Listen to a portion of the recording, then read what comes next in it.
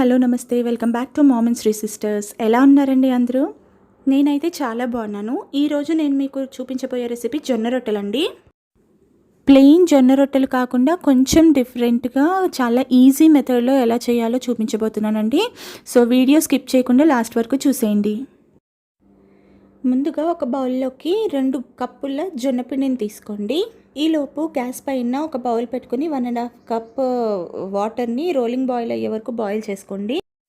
ఈలోపు మనం తీసుకున్న జొన్నపిండిలో సరిపడా ఉప్పు, 1 టీ స్పూన్ కారం, 1/2 టీ స్పూన్ పసుపు, 1 టీ స్పూన్ జీలకర్ర, 2 మీడియం సైజ్ ఆనియన్స్ని చిన్న చిన్న ముక్కలుగా కట్ చేసుకుని వేసుకోవాలండి.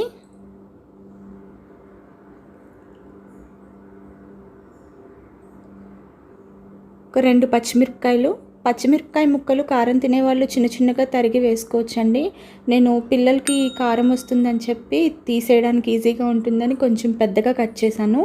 సన్నగా తరిగిన కరివేపాకు, మీ ఇంట్లో అవైలబుల్గా ఉంటే కనుక క్యారెట్ కూడా తురిమేసి వేసుకోవచ్చండి, కొత్తిమీర కూడా వేసుకోవచ్చు. నేను ఈ రెసిపీ చేసేటప్పటికి నా దగ్గర అవి 2 అవైలబుల్గా లేవు, అందుకని నేను వేయలేదు. ఇలా పొడి పిండిని ఒకసారి మొత్తం అంతా మిక్స్ అయ్యే వరకు కలుపుకోవాలండి. కలుపుకున్న తర్వాత వేడి నీళ్ళని కొంచెం కొంచెం పోసుకుంటూ ఫస్ట్ స్పూన్తో కలుపుకోండి, లేకపోతే చేయి కాలుతుంది. ఇలా మొత్తం మిక్స్ అయ్యే వరకు కొంచెం కొంచెం వాటర్ పోసుకుంటూ చపాతీ ముద్దలాగా కలుపుకోవాలండి. మనకి కంప్లీట్గా కలిపిన తర్వాత డో అనేది చపాతీ ముద్ద కంటే కూడా కొంచెం సాఫ్ట్గా రావాలండి, లేకపోతే అంచులు విరిగినట్టు అయిపోతుంది. ఇక్కడే ఉందండి చాలా సింపుల్ ట్రిక్. జనరల్గా జొన్న రొట్టెని మనం చేత్తో చేస్తారు కదండి, తడి చేయి చేసుకుంటూ, కానీ నేను ఇక్కడ ఆ ప్రొసీజర్ చూపించట్లేదండి, ఇంకా ఈజీగా చూపిస్తున్నాను. చేతికి కొంచెం ఆయిల్ రాసుకుని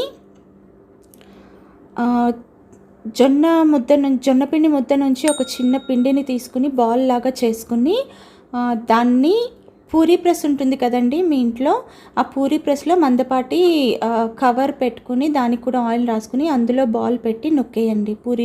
మనం పూరీ ఎలా అయితే చేసుకుంటామో అలాగే. చూసారా ఎంత చక్కగా వచ్చిందో? దాన్ని తీసి పాన్ మీద వేసుకుని కాల్చుకోవడమే. ఇంకా మళ్ళీ సపరేట్గా మనం ఆయిల్ అది ఏమీ చేయక్కర్లేదండి, అప్లై చేయక్కర్లేదు. జస్ట్ మనం ఫ్లిప్ చేసుకుంటూ అటు ఇటు 2 సైడ్స్ కూడా చక్కగా కాల్చుకుంటే మన జొన్న రొట్టె రెడీ. చాలా సింపుల్గా ఉంది కదా ఈ ప్రొసీజర్.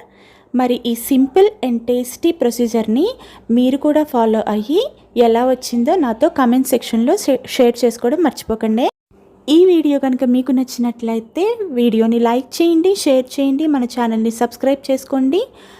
పక్కనే ఉన్న బెల్ ఐకాన్ని క్లిక్ చేసి ఆల్ అనే ఆప్షన్ని సెలెక్ట్ చేసుకుంటే కనుక నేను కొత్త వీడియో పెట్టగానే మీకు నోటిఫికేషన్స్ అయితే వచ్చేస్తాయి. సబ్స్క్రైబ్ చేసుకుంటారు కదా? మరొక మంచి రెసిపీతో నెక్స్ట్ వీడియోలో కలుద్దాం. అంతవరకు stay home, stay safe, bye.